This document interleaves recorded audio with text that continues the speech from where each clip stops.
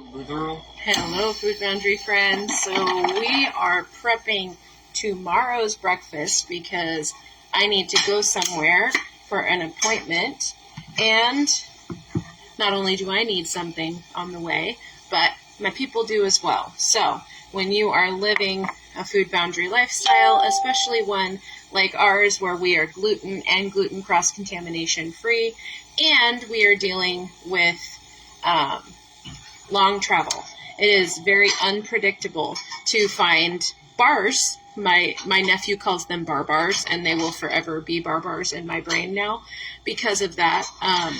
But to find bars is really a chore, especially without sugar, because if you can't have gluten, about 99% of the time they add sugar to compensate because it makes your brain feel more satisfied with what you're eating, right? Hello there. Your nose hurts? Sorry.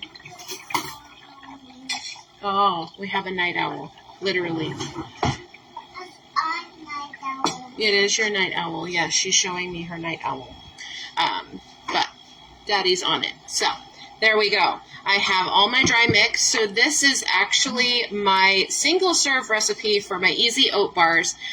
Tweaked a little bit because I'm really good at destroying my own recipes. You watched me do it on Sunday. And it is a family size batch. So this is 12 times what I am typically doing with this particular recipe. I will put the single serve recipe in the comments below. All of my dry things are in here, including, we're doing a cinnamon raisin version, and this recipe actually has room for some gentle carbs. So I did add about 12 raisins per serving, which was like a half a cup for the whole batch. So again, this is a 12 times batch, not my single serve recipe. And because the dishwasher is running and I only have one set of measuring devices, you get to watch me put in lots of applesauce in a small measuring device, because that's how we're rolling tonight.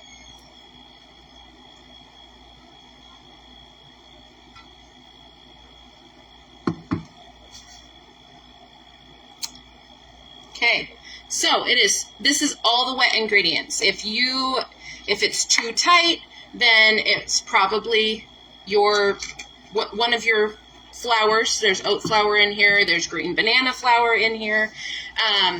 But this is literally it. It's the dry ingredients plus applesauce. Isn't that awesome? It does not do what it's going to do when I'm making it here in front of you with water. I will tell you that right now. I have tried it. It was delicious, but it did not become a bar. It became pudding. Okay? So if you think that water will do, it will not. Mashed bananas will work, but you would have to kind of work out the amounts there. And then I have not tried it with pumpkin yet, but I suspect canned pumpkin puree, like commercial, very thick pumpkin puree, would be very, very similar to commercial applesauce, okay?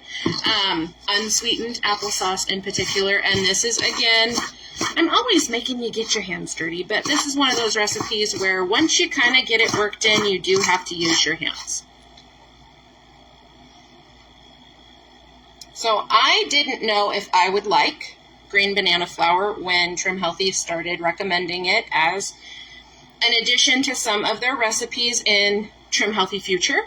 Was pretty much my first exposure to green banana flour, and now I kind of love it, especially since I have been doing a lot of work with people who are on autoimmune protocol and microbiome research for myself and my family. If you can find a way to incorporate some green banana flour into your life, do it. Because prebiotics are a missing component for most people's lifestyle, especially if they are gluten-free. Because wheat hybridized or not, GMO or not, ancient grain or not, wheat is a prebiotic. It is the #1 consumed prebiotic in the United States. And so when most of us go gluten-free, we don't compensate for the lack of prebiotics. And there are a lot of people that are like, I'm doing everything right. I'm eating gluten-free. I'm eating probiotics, but I'm missing something. Well, what are you missing? You very well could be missing prebiotics in your lifestyle. It's a good thing to kind of pay attention to. They're almost totally mixed, and it is sticky. I will tell you that. This is a very sticky bar.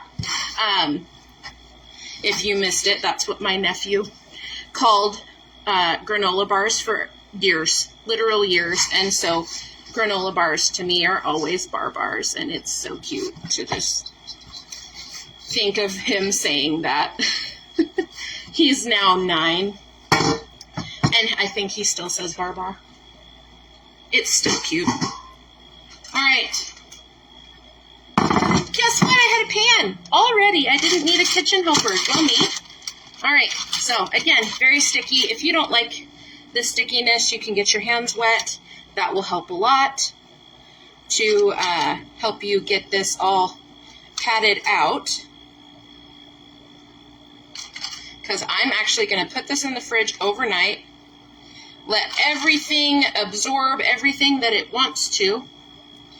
And then somehow get it put into 12 servings in the morning for all of us. So, and then some for the fridge or the freezer.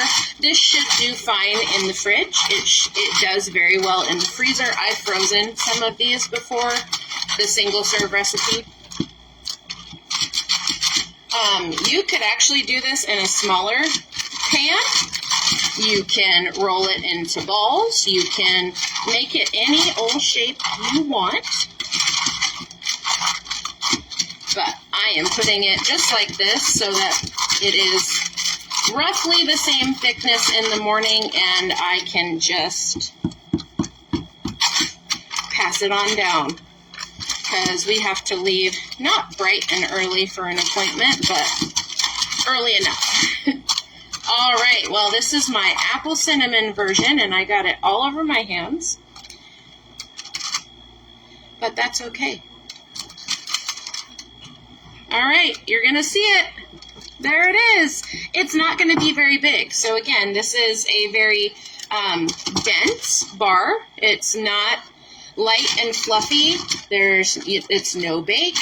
I have taken little bits of this, or baggies of my single serve recipe out of my house and added part of an applesauce cup to the bag and just mixed it up and eaten it with a plastic spoon. So it's portable because those cups are portable, and you have room to eat that whole cup of applesauce with this particular recipe. So in your energizing meal. So I guess I'll quit playing with that, but since I'm done, I may as well taste it. It worked. I've been having this family size version in my brain for a long time. Yep, it's good stuff.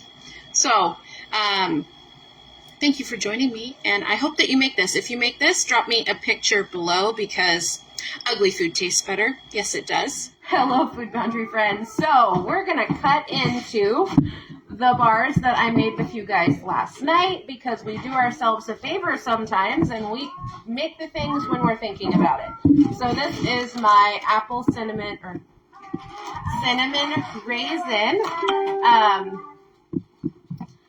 bars, easy oatmeal bars, and on my website it's done as a single serving, but I will share the recipe for this at the end of this video. But we're going to cut it because I'm going to be cutting some onions, and I don't want the onions to be tasted on the bars. So this is a 12 bar recipe.